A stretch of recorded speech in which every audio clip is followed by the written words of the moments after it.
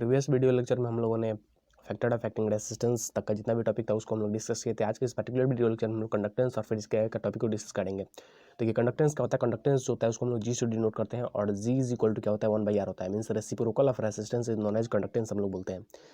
देखिए अगर फर्दर हम लोग अगर यहाँ पे देखें, देखिए आर इज इक्वल टू हम लोग क्या जानते हैं रो इंटू एल बाई ए, तो आर के वैल्यू को यहाँ पे पुट किया गया है। ठीक है, अब इसको हम लोग क्या लिख सकते हैं 1/रो इंटू ए बाई एल लिख सकते हैं।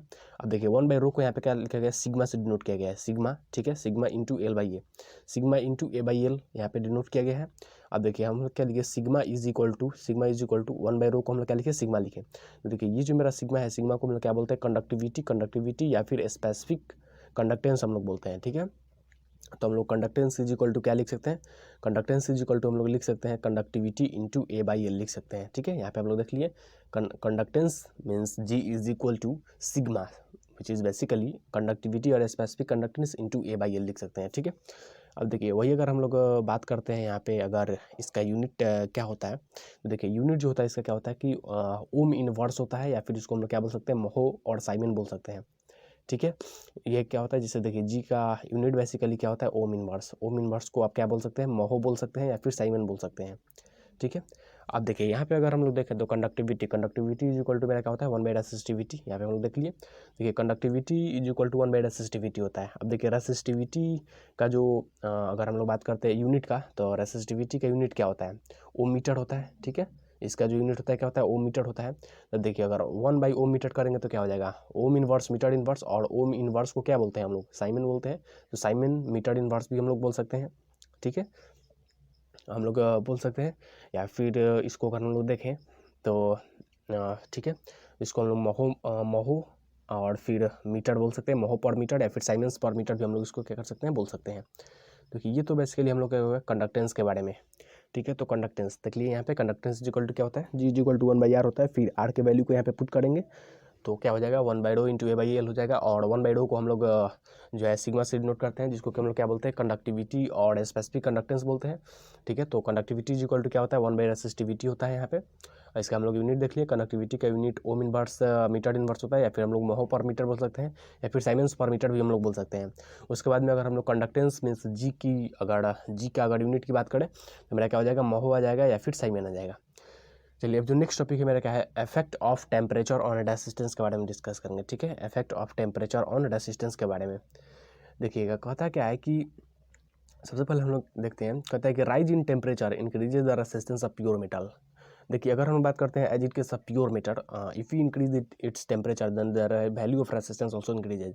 ये कहता है कि अगर हम लोग प्योर मेटल के केस में बात करें कि अगर हम लोग टेम्परेचर को इंक्रीज करते हैं, ठीक है, कहता है कि rise in temperature increases the resistance of pure metal. ठीक है, प्योर मेटल के केस में अगर हम लोग बात करते हैं तो टेम्परेचर को इंक्रीज करते हैं तो मेरा रेसिस्टेंस का वैल्यू क्या होता है, इंक्रीज करता है। फिर कहता है कि rise in temperature increases the resistance of alloy. ठीक है, तो means in case of alloy अगर हम लोग बात करें तो टेम्परेचर को इंक्रीज करेंगे तो इस केस में भी क्या होगा, मेरा रेसिस्टेंस का वैल्यू क्या होगा, इंक्रीज होगा। ठीक है, उसके बाद देखिए कहता क्या है कि rise in temperature decreases the resistance of electrolyte. And if you talk in case of electrolyte के केस में अगर हम लोग बात करें, इंसुलेटर के केस में बात करें और सेमीकंडक्टर के केस में बात करें, तो इन तीनों केस में क्या होता है, अगर हम लोग टेम्परेचर के वैल्यू को बढ़ाते हैं तो फिर क्या होता है कि इनका जो रेसिस्टेंस क्या होता है, डिक्रीज करता है। ठीक है, rise in temperature decreases the resistance of electrolyte, insulator and semiconductor। हम लोग यहाँ पे देख लिए कि अगर if we talk in case of pure metal and alloy, then if we increase the value of resistance then it's if we increase the value of temperature then the value of resistance also increases, and in case of electrolyte, insulator and semiconductor if we increase the value of temperature then its resistance decreases।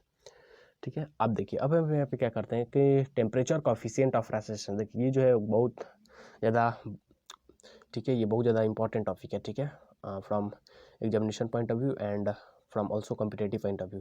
ठीक है, तो देखिए इसको थोड़ा अच्छे से हम लोग समझेंगे। देखिए टेम्परेचर कोफिशिएंट ऑफ रेसिस्टेंस है। देखिए सबसे पहले हम लोग यहाँ पे ग्राफ ड्रॉ किए हैं जिसका जो हॉरिजॉन्टल एक्सिस है मीन्स एक्सिस पे टेम्परेचर है वो भी डिग्री सेल्सियस में है, और हम लोग बात करें वाई एक्सिस पे रेसिस्टेंस है जो कि ओम में है। ठीक है, अब देखिए यहाँ पे अगर हम लोग देखें तो देखिए ये जो है मेरा क्या है, यहाँ से यहाँ तक अगर हम लोग देखें, ठीक है, तो ये क्या है, रेसिस्टेंस है 0 डिग्री सेल्सियस पर, जिसको कि हम लोग क्या किए हैं, R0 को शो किए हैं। ठीक है, देखिए यहाँ पे 0 डिग्री टेम्परेचर है, यहाँ पे T1 है और यहाँ पे क्या है T2 है। ठीक है, तो देखिए R0 जो मेरा 0 डिग्री टेम्परेचर है 0 डिग्री सेल्सियस टेम्परेचर पे मेरा जो रेसिस्टेंस का वैल्यू है उसको हम लोग किसी से डिनोट किए हैं, यहाँ पे R0 से डिनोट किए हैं, ठीक है। उसके बाद में देखिएगा जो मेरा टेम्परेचर T1 डिग्री सेल्सियस है इसके कॉरस्पॉन्डिंग मेरा जो रेसिस्टेंस का वैल्यू हो क्या है R1 से हम लोग यहाँ पे शो किए हैं, ठीक है। अब देखिए यहाँ पे जो मेरा T2 डिग्री सेल्सियस है इसके कॉरस्पॉन्डिंग मेरा जो रेसिस्टेंस का वैल्यू R2 को हम लोग यहाँ पे शो किए हैं, ठीक है। चलिए तो ये तो मेरा हो गया रेसिस्टेंस R0, फिर R1 और R2 हो गया, ठीक है। तो अब देखिए उसके बाद में अगर हम लोग बात करते हैं तो देखिए यहाँ से ये मेरा क्या है, अगर हम लोग यहाँ पे देखें तो ये मेरा 0 डिग्री सेल्सियस है और ये मेरा T1 है, तो दोनों के बीच का अगर टेम्परेचर डिफरेंस को बात करें तो T1 माइनस 0 हो जाएगा, ठीक है। चलिए अब देखिए अब अगर आगे हम लोग डिस्कस करें, अगर यहाँ से यहाँ तक डिस्कस करें तो देखिए यहाँ पे मेरा T2 है, यहाँ पे मेरा T1 है, तो अगर टेम्परेचर डिफरेंस की बात करते हैं मेरा क्या हो जाएगा T2 माइनस हो जाएगा क्या T1 हो जाएगा, ठीक है। चलिए अब हम लोग देखिए आगे प्रोसीड करते हैं। तो ये कहता क्या है कि पार्ट 1 में let a metallic conductor having a resistance R0 at 0 degree Celsius. देखिए यहाँ पे 0 डिग्री सेल्सियस हम लोग R0 मान लिए हैं, फिर R1 eight T1 degree Celsius यहाँ पे हम लोग माने हैं, फिर T2 डिग्री सेल्सियस पे हम लोग क्या माने हैं R2 माने हैं, ठीक है। तो ये हम लोग बेसिकली देख लिए। चलिए अब देखिएगा, ठीक है। देखिए यहाँ पे हम लोग तीनों डिस्कस कर लिए, ठीक है। अब देखिए आगे बढ़ते हैं।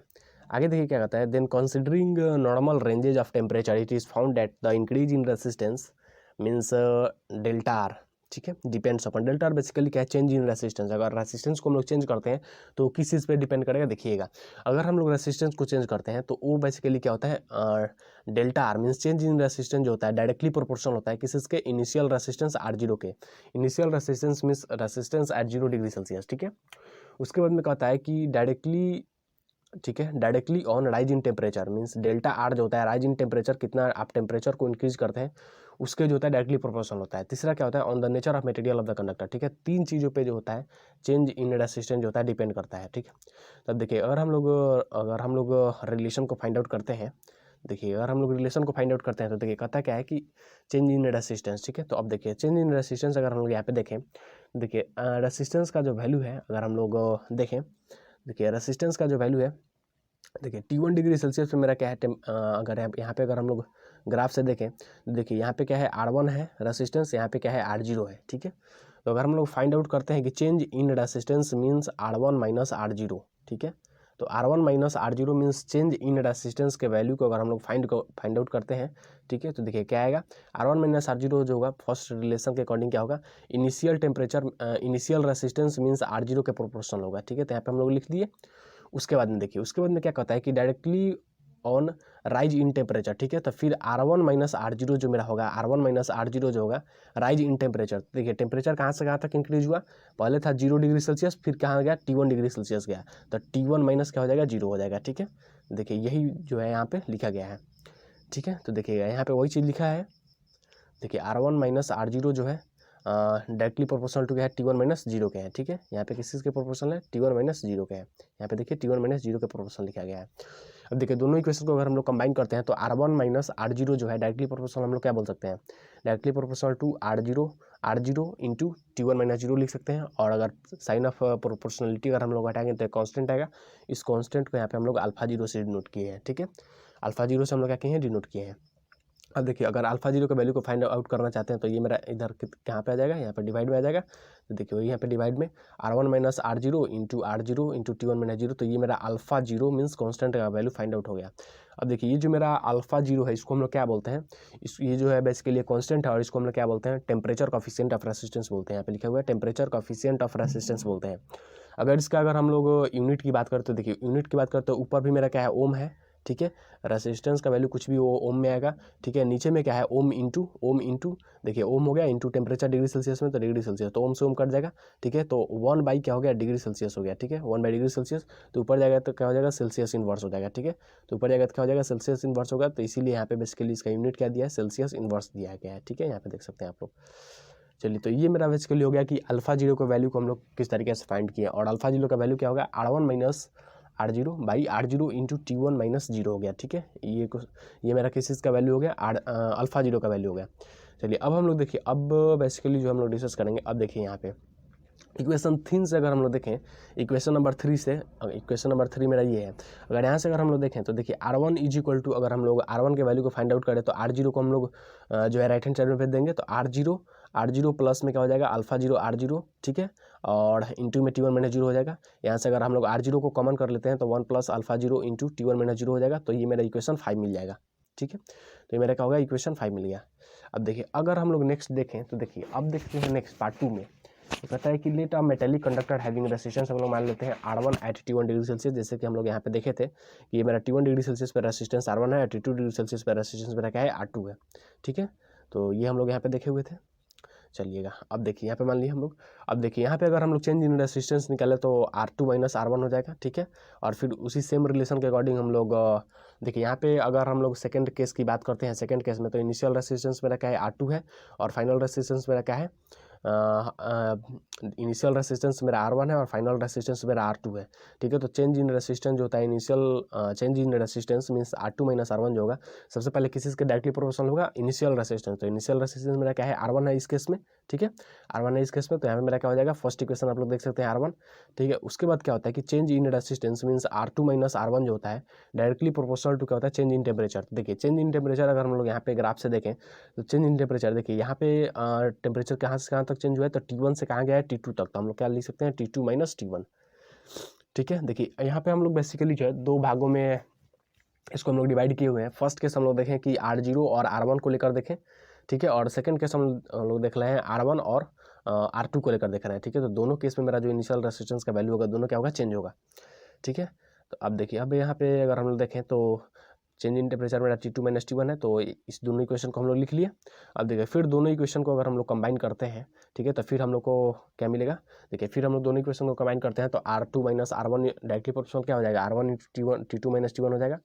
अब अगर हम लोग ये प्रोपोर्शनल जो साइन है उसको अगर हटाते हैं तो एक कांस्टेंट आएगा। उस कांस्टेंट को हम लोग किसी से डिनोट करेंगे अल्फा 1 से डिनोट करेंगे। तो R2 minus R1 is equal to alpha 1 into R1 फिर क्या हो जाएगा इंटू T2 माइनस T1 हो जाएगा। यहाँ से अगर हम लोग अल्फा 1 के वैल्यू को फाइंड आउट करेंगे तो फिर मेरा क्या हो जाएगा R2 माइनस R1 हो जाएगा, ठीक है। और फिर डिवाइड में ये मेरा क्या टोटल डिवाइड में चला जाएगा, ठीक है, डिवाइड में चला जाएगा तो R1 into T2 minus T1 हो जाएगा, ठीक है। तो ये मेरा हो गया अल्फा 1 का वैल्यू हो गया, ठीक है। अब देखिए यहाँ से अगर इक्वेशन 3 से अगर हम लोग R2 के वैल्यू को फाइंड आउट करना चाहें तो R1 को हम लोग राइट हैंड साइड में बैठ देंगे और फिर R1 को कॉमन कर लेंगे। तो फिर मेरा क्या हो जाएगा R1 into 1 plus alpha 1 T2 minus T1 हो जाएगा, ठीक है। तो ये मेरा जो बेसिकली हम लोग फाइंड आउट कर लिए अल्फा 0 का वैल्यू को फाइंड आउट कर लिए, फिर अल्फा 1 को फाइंड आउट कर लिए, R1 को फाइंड आउट कर लिए, R2 को फाइंड आउट कर लिए, ठीक है। अब देखिए अब हम लोग देखिए ये सब जितना भी हम लोग रिलेशन फाइंड आउट कर रहे हैं बहुत ज़्यादा इंपॉर्टेंट है क्योंकि इससे जो होता है एग्जामिनेशन में डायरेक्ट जो होता है फार्मूला बेस्ड जो होता है बेसिकली न्यूमेरिकल पूछा जाता है, ठीक है। तो देखिए यहाँ पे अगर हम लोग इक्वेशन 4 से देखें, अगर इक्वेशन नंबर 4 से अगर हम लोग देखें तो ये मेरा देखिए इक्वेशन नंबर 4 कहाँ पे है। तो देखिएगा इक्वेशन नंबर 4 बेसिकली मेरा ये है, ठीक है, ये है मेरा इक्वेशन नंबर 4। यहाँ से अगर हम लोग देखें तो देखिएगा यहाँ से अल्फा 0 इज इक्वल टू क्या है R1 माइनस R0 बटा T1 माइनस 0, ठीक है। तो देखिएगा अब हम लोग थोड़ा सा ग्राफ में चलते हैं, ग्राफ में चलकर थोड़ा सा देखते हैं R1 माइनस R0 बेसिकली कहाँ पे है। तो देखिए R1 माइनस R0 जो है अगर हम लोग देखें, ठीक है, तो R1 माइनस R0 देखिए ये मेरा बेसिकली क्या है R1 माइनस R0 अगर हम लोग देखें तो देखिए ये मेरा क्या है। देखिए यहाँ से अगर हम लोग देखें तो ये मेरा क्या हो गया R1 हो गया, ठीक है, R1 और ये मेरा क्या हो गया R0 हो गया। तो R1 माइनस R0 अगर देखें तो ये मेरा क्या मिल जाएगा ये वाला मिल जाएगा, ठीक है। यहाँ से अगर हम लोग प्रोजेक्ट करते हैं, ठीक है, प्रोजेक्ट करते हैं तो देखिए R1 माइनस R0 यहाँ तक मेरा R0 है, ठीक है। देखिए इसको अगर हम लोग अच्छे से करते हैं तो देखिए यहाँ तक मेरा R1 है, ठीक है, और यहाँ तक मेरा क्या है बेसिकली R0 है। तो दोनों को अगर हम लोग माइनस करेंगे तो क्या मिल जाएगा मेरा। अगर हम लोग देखें तो R1 minus R0 is equal to हम लोग क्या बोल सकते हैं BE बोल सकते हैं, BE बोल सकते हैं हम लोग यहाँ पे, ठीक है। उसके बाद में जो मेरा यहाँ पे नीचे में अगर देखें तो T1 माइनस 0 अगर T1 माइनस 0 की बात करें तो AE हम लोग बोल सकते हैं जो कि यहाँ पे है, ठीक है। तो अगर हम लोग यहाँ पे देखें तो देखिए अगर हम लोग फिर अगर हम लोग थोड़ा सा यहाँ पे अगर देखें देखिए R1 minus R0 is equal to हम अल्फा 0 इज इक्वल टू अगर हम देखें तो हमको क्या मिल रहा था वहाँ पे BE मिल रहा था, ठीक है। बट्टा में देखिए R0 रहेगा T1 माइनस 0 क्या मिल रहा था AE मिल रहा था। देखिए तो अगर हम लोग बात करते हैं देखिएगा यहाँ पे, ठीक है, तो यहाँ पे अगर हम लोग देखें तो tan थीटा का रिलेशन हम लोग को मिल रहा है, ठीक है। यहाँ से अगर हम लोग देखें देखिए tan थीटा का हम लोग को क्या मिल रहा है रिलेशन मिल रहा है, ठीक है। देखिए यहाँ पे मेरे को मिल गया ये मेरा अगर हम लोग इस थीटा की बात करें तो थीटा के लिए यहाँ पे अगर tan थीटा की बात करते हैं मेरा क्या हो जाएगा tan थीटा की अगर बात करते हैं तो मेरा क्या हो जाएगा BE, ठीक है, BE, ठीक है, और बटा में मेरा क्या हो जाएगा AE हो जाएगा, ठीक है। तो BE बाई AE हम लोग को इस रिलेशन में भी मिल रहा है, ठीक है।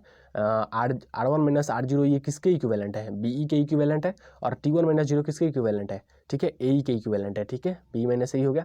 तो हम लोग क्या लिख सकते हैं, alpha zero is equal to क्या लिख सकते हैं, बी ई, ठीक है, B E by A, B E by A, और इंटू में क्या लिख सकते हैं हम लोग, आर जीरो लिख सकते हैं, ठीक है। और इसी बी ई बाई ए को हम लोग क्या लिख सकते हैं, टेन थीटा लिख सकते हैं, जो कि आगे वाले रिलेशन में अपन देखेंगे। हाँ देखिए यहाँ पे हम लोग क्या लिखे हैं, इसको हम लोग चेंज करके क्या लिखे हैं, यहाँ पे टेन थीटा लिख दिए हैं, ठीक है। और बटा में आर जीरो, मेरा आर जीरो रह गया। अब देखिए, अब हम लोग जानते हैं कि टेन थीटा के वैल्यू को ही हम लोग स्लोप बोलते हैं, ठीक है। तो टेन थीटा के वैल्यू को हम लोग क्या बोलते हैं, स्लोप बोलते हैं, ठीक है। तो अगर हम लोग इस फिगर में देखें, तो देखिए इस फिगर में अगर हम लोग देखें, तो देखिए ये मेरा हो गया टेन थीटा, ये मेरा हो गया स्लोप, ठीक है, ये मेरा हो गया स्लोप, और इसी को हम लोग बोलते हैं टेन थीटा। और tan theta is equal to क्या होता है, अगर हम लोग यहाँ पे देखें तो ये मेरा बेसिकली परपेंडिकुलर हो जाएगा, ये मेरा बेस हो जाएगा, ठीक है। तो बी बाई यही हो जाएगा, ठीक है। तो ये हो गया। अब देखिए, अब हम लोग यहाँ पे अगर हम लोग बात करते हैं, तो टेन थीटा को ही स्लोप बोलते हैं। तो हम लोग क्या बोलते हैं, alpha zero is equal to क्या हो गया मेरा, स्लोप बाई आर जीरो हो गया। यहीं से अगर हम लोग स्लोप के वैल्यू को फाइंड आउट करें तो ये क्या हो गया, क्रॉस मल्टीप्लिकेशन हो जाएगा। तो alpha zero into R zero हो गया, ठीक है। तो ये मेरा स्लोप वन होगा। वही अगर हम लोग स्लोप टू की बात करें तो अल्फा वन, सिमिलरली उसी तरीके से alpha one into R one हो जाएगा, ठीक है। तो ये मेरा बेसिकली जितना भी हम लोग अभी डिराइव किया सब इंपॉर्टेंट रिलेशन है, इसे डायरेक्ट क्वेश्चन आते हैं, न्यूमेरिकल क्वेश्चन। अब देखिए ये हो गया हम लोग का। अब देखिएगा, अब हम लोग जैसे कि जानते हैं कि अगर हम लोग बात करते हैं कोई भी अगर स्ट्रेट लाइन होता है तो उसका स्लोप हम लोग कहीं से भी फाइंड करें, क्या होता है, इक्वल होता है। फॉर एग्जांपल अगर हम लोग इस फिगर में देखें, तो देखिए इस फिगर में अगर हम लोग देखें, देखिए ये मेरा क्या है, स्ट्रेट लाइन है, ठीक है, ये मेरा क्या है, स्ट्रेट लाइन है। इसका स्लोप हम लोग यहाँ से फाइंड करें या फिर यहाँ से फाइंड करें, दोनों जगह से मेरा क्या होगा, इक्वल होगा, ठीक है। तो यहाँ से अगर हम लोग देखें तो यहाँ से अगर हम लोग देखें तो इसको हम लोग, ठीक है। तो अगर हम लोग यहाँ पे देखें तो देखिए यहाँ पे दो स्लोप हम लोग फाइंड किए हैं, स्लोप वन और स्लोप टू। चूँकि दोनों जो है एक ही लाइन का है, स्लोप है, तो दोनों इक्वल होगा। तो यहाँ पे हम लोग दोनों को इक्वल कर दिए हैं। तो देखिए एक और भी बहुत ज़्यादा हम लोग को इंपॉर्टेंट रिलेशन मिला, वो कौन सा रिलेशन मिला, देखिए अल्फा जीरो आर जीरो को हम लोग अल्फा वन आर वन को इक्वल किए। तो alpha one is equal to क्या हो गया मेरा, alpha zero R zero by R one. अगर हम लोग को इनिशियल रेसिस्टेंस फाइनल रेसिस्टेंस दिया हो, और फिर इनिशियल जो है मेरा alpha zero means temperature coefficient का वैल्यू दिया हो, तो किस तरीके से हम लोग जो है temperature coefficient at 1 degree Celsius find करेंगे। तो ये मेरा रिलेशन जो है बहुत ज़्यादा इंपॉर्टेंट है, ठीक है। तो ये दोनों रिलेशन को हम लोग जितना भी रिलेशन डिराइव कर रहे हैं सबको हम लोग इसको याद रखेंगे, ठीक है। तो ये हो गया बेसिकली हम लोग का जितना भी फार्मूला डिराइव करना था, effect of change in temperature on resistance हम लोग डिराइव किए। अब देखिए जितना भी इंपॉर्टेंट फार्मूला है उसको थोड़ा सा समराइज कर लेते हैं। देखिए जैसे कि हम लोग फाइंड आउट किए कि R one is equal to क्या होता है, R zero into one plus alpha zero into T one minus zero, ये हो गया। फिर R two is equal to हम लोग फाइंड किए हैं, आर वन हम लोग कॉमन ले लेते हैं, one plus alpha one into two minus T one, ये बेसिकली क्या है, चेंज इन टेम्परेचर है, ठीक है। चलिए अब देखिए फिर जो मेरा नेक्स्ट इंपॉर्टेंट रिलेशन है क्या है, alpha zero that is temperature coefficient at 0 degree Celsius अगर हम बात करते हैं तो R one minus R zero बटा R zero into T one minus, जहाँ पे आर वन क्या है, resistance at T1 degree Celsius है, ठीक है। और फिर आर जीरो क्या है, रेसिस्टेंस एट 0 डिग्री सेल्सियस, और हम लोग इसको बोल सकते हैं इनिशियल रेसिस्टेंस भी बोल सकते हैं, ठीक है। सेम उसी तरीके से अगर हम बात करते हैं alpha one is equal to क्या है, R two minus R one बटा R one into T two minus T one है। और फिर यहाँ से हम लोग स्लोप वाले रिलेशन को डिराइव किए कि alpha zero into R zero is equal to alpha into T one, alpha one into R one. फिर जैसे कि हम जानते हैं R is equal to rho into L by होता है, और slope is equal to resistance, ठीक है। स्लोप इज इक्वल टू क्या होता है, रेसिस्टेंस होता है, स्लोप इज इक्वल टू क्या होता है, रेसिस्टेंस होता है, ठीक है। तो ये हम लोग का बेसिकली क्या है, इंपॉर्टेंट रिलेशन हम लोग डिराइव कर लिए, ठीक है। तो आज के इस पर्टिकुलर वीडियो लेक्चर में इतना ही। अब नेक्स्ट जो हम लोग का वीडियो लेक्चर होगा उसमें हम लोग जो है जब हम लोग वायर को स्ट्रेच करते हैं या फिर कंप्रेस करते हैं तो फिर जो बेसिकली कितना इफेक्ट पड़ता है रेसिस्टेंस के वैल्यू पे, फिर उसके बारे में डिस्कस करेंगे, ठीक है। तो डेट्स ऑल, थैंक यू।